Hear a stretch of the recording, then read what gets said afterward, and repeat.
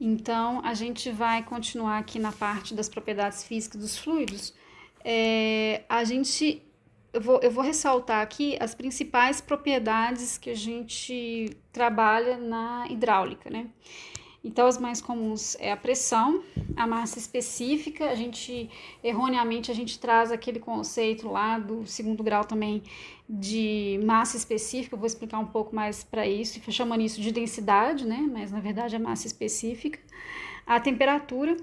E no caso, quando a gente vai falar de transporte, né, de escoamento de fluidos, né, a gente trabalha com uma outra propriedade do fluido, que é a viscosidade, o quão viscoso, né, quão resistente aquele fluido é ao início do movimento, quando a gente aplica uma tensão cisalhante. Então, essas são as 4 propriedades do fluido que a gente vai trabalhar. Eu vou falar um pouco de cada uma delas. A pressão, ela é a tensão, né, de compressão em um ponto estático do fluido. Normalmente a gente vê a pressão com essa fórmula aí, né, que é uma força sobre uma área, né. O importante é saber que diferenças ou gradientes de pressão frequentemente dirigem o escoamento dentro de um tubo, né? Então, se você tem uma região que é mais pressurizada do que outra, o tubo, o líquido que está dentro daquele tubo, ele vai escoar, vai movimentar, né? Uma coisa que é muito importante de falar de pressão, que eu costumo dizer, é com relação à questão das unidades. A gente vai trabalhar em hidráulica com o sistema internacional. Então, a pressão no sistema internacional, a unidade é o Pascal, né? O PA. E o PA, se a gente for ver lá, ele vem lá do Newton por metro quadrado. Esse é o PA. Qual que é o problema do PA? O PA, quando a gente vai falar do Pascal lá em resistência dos materiais, lá em teoria das estruturas, né? A gente não trabalha normalmente com PA, a gente trabalha com megapascal. Né? Aqui em hidráulica a gente vai trabalhar muito com o quilopascal. Por quê? A unidade de Pascal no sistema internacional, ela tem um pequeno problema. Ela é uma unidade muito pequena, né? Então, assim, o Newton é uma unidade muito pequena, dividido por metro quadrado, que é uma unidade de área relativamente grande. Então, a gente tem o Pascal como uma unidade muito pequena de pressão, e aí constantemente a gente tem que trabalhar ou com megapascal ou com quilopascal. Nesse caso, na hidráulica, a gente vai trabalhar com quilopascal. A outra unidade no sistema internacional que a gente vai trabalhar é o que a gente chama de metro de coluna d'água. Ela não é bem no sistema internacional, mas para a gente faz muito sentido aqui na hidráulica, porque o que a gente tem como fluido? A água, né? Então, quando eu falo assim, aquela pressão ali, ela consegue sustentar quantos metros de coluna d'água se a gente for colocar em coluna, né? Lembrando lá daquela experiência que a gente vê também lá em fenômenos de transportes, né? Do barômetro de mercúrio que a gente coloca lá. A gente tem tipo aqui esqueci o nome daquele negócio, a gente tem um recipiente fechado aqui, a gente enche ele de mercúrio e vira numa bandeja um pouco mais elevada. Aí o que vai acontecer? Esse mercúrio que já estava aqui dentro, na hora que ele vira, né, ele vai ficar até um certo nível. O ar, aqui vai ser ar e aqui vai ser mercúrio, né? E aí a gente fala que a pressão atmosférica, né, P ATM, é capaz de suportar no nível do mar mais ou menos 760 milímetros de que fluido?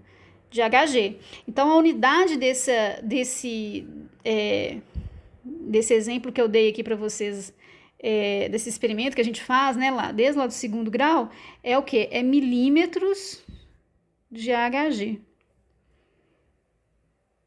De HG, tá? Ou milímetros, vamos falar, usar o mesmo conceito aqui, que é milímetros de coluna de HG, tá?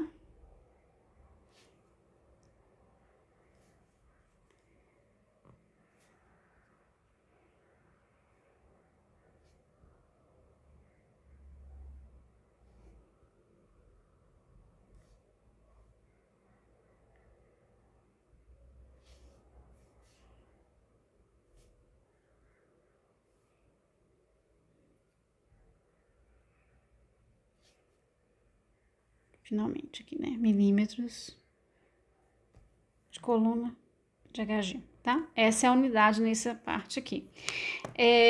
A gente também tem outras unidades que não são do sistema internacional que a gente vai trabalhar um pouco, vai ouvir falar um pouco delas, né?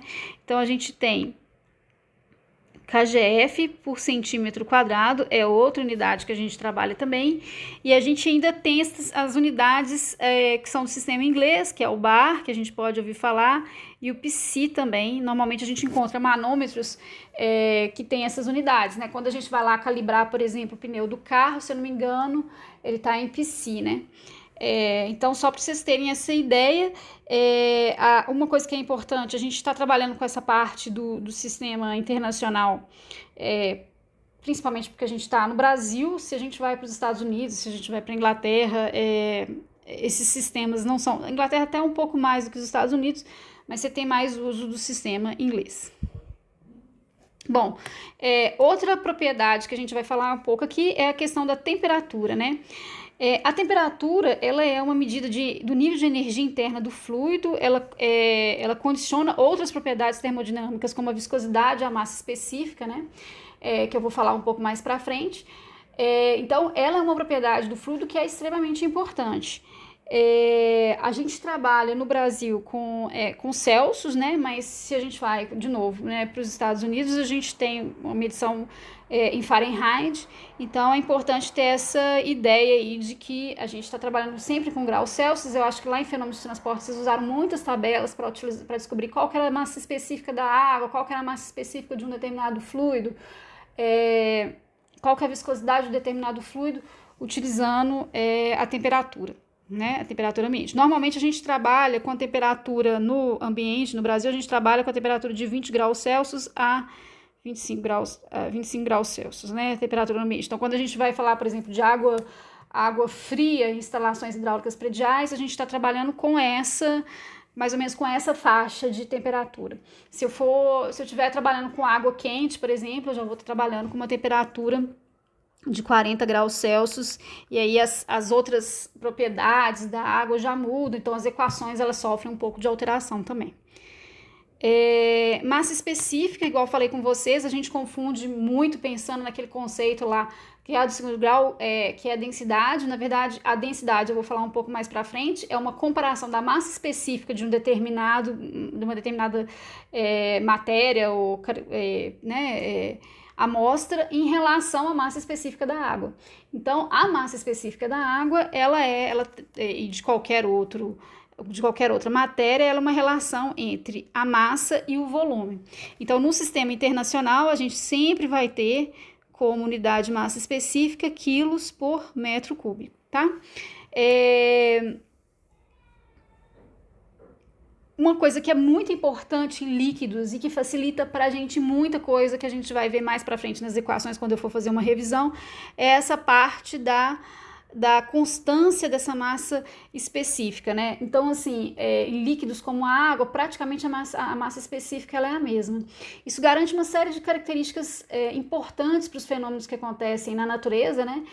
Por exemplo, a questão de você ter menos compressão de um fluido em regiões muito profundas. Então, por exemplo, no caso da água, nos oceanos, né, a gente tem pouca compressão se for comparar com outros líquidos ou mesmo com outros fluidos, né?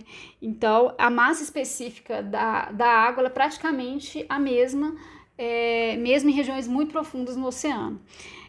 Isso garante uma série de outros fenômenos, né? Um deles que a gente vai falar um pouco mais para frente é a questão não sei se eu falo aqui ou se eu falo mais para frente, mas é a questão do congelamento, né?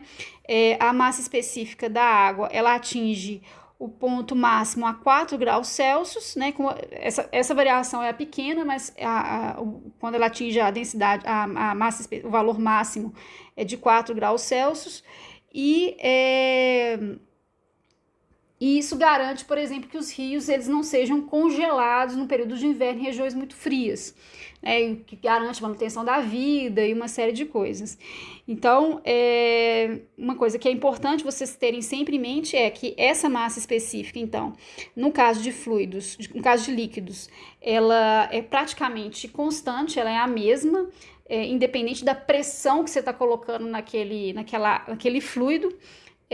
Então, é o que a gente chama de análise incompressível, tá? Então, sem compressão, incompressível. E isso ajuda pra gente numa uma série de abordagens e simplificações que eu vou explicar para vocês mais para frente.